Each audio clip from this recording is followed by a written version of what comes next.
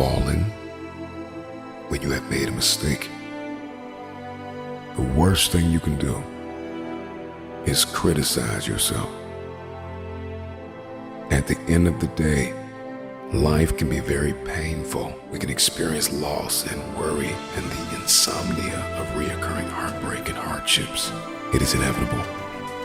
It is self-compassion that gives us the power to face our failures, to face our fears, to face our insecurities, to face what we don't like about ourselves and come out on top.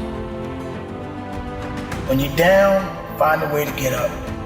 I've been there. I go through it like anybody else. But I have a job to do in this world, and so do you. The real challenge of growth, mentally, emotionally, and spiritually, comes when you get knocked down. How you handle it, that's where the growth takes place. Evaluate where you are. Look at it, assess yourself. Assess yourself and assess the situation. What brought you there? What role did you play? All of us are self-made, but only the successful will admit it. If you want to begin to move, you've got to clear your mind of all the unnecessary luggage and baggage that's weighing us down. I'm telling you from personal experience, I know what my life was like when I put in 55. I know what it was like when I didn't try. I know what my life was like when I didn't care. I know what my life was like when I didn't have any dreams or any goals, like I didn't want anything. I know what my life was like. Now I'm putting in 120, baby. You put in 120. Not only does it affect your life, it affects your family's life. It affects your friend's life. It affects your community's life. Are you hearing what I'm telling you? I'm challenging you. I'm challenging you to get from where you are. I'm challenging you to stop settling. I'm challenging you. I'm challenging you. I'm challenging you to stop accepting the life that was given to you. I'm challenging you to give 120%. Are you hearing me? Trying is not good enough. Trying is not going to get you there. We need potential. We need application. We need dedication. We need motivation. We need discipline. We need to understand that work must be applied. And even when you don't want to do it, find a way to do it anyway. I'm coming back, and I'll be stronger and better because of it. You have got to make a declaration that this is what you stand for. If you are going to win the fight for your future, then you are going to have to master self-compassion.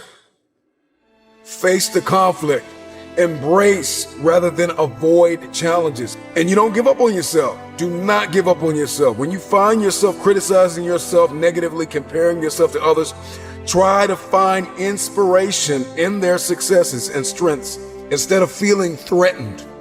You're standing up for your dreams. You're standing up for peace of mind. You're standing up for health. You want it, and you're going to go all out to have it. Everybody gets knocked down.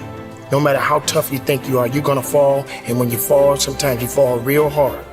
But that ground is a hard surface. And I'm going to tell you something. It ain't going to move because you're laying on it. So you need to rise up, and you need to rise above it, and you need to start moving.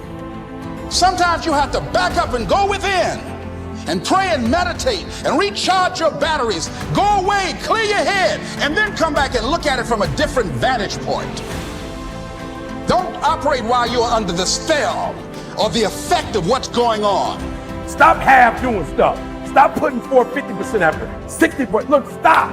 Do it right or just don't do it at all. Are you hearing me? Do it right. There's a lot of people walking around today. They have unchecked rage, unchecked aggression, unchecked anxiety, fear, insecurity.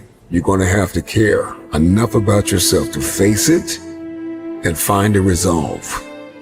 You got to find out what's the next things you need to be doing. How are you going to push it to that level and go beyond it? How are you going to maximize your time? How much energy are you going to put into this craft? Everything you have, everything you are, everything you're doing, like it's 78. And what I need you to do is I need you to look at yourself in the mirror and say, come on, quit, stop playing. I deserve to see what my life would look like if I gave 120%. Stay dedicated. You got to keep on pushing forward.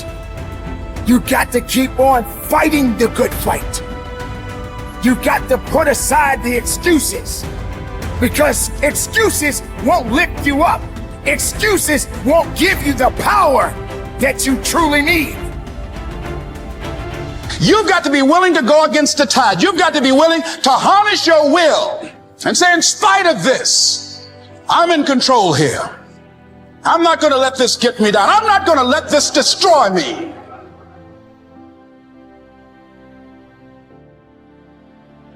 When you get knocked down, how long are you going to stay down?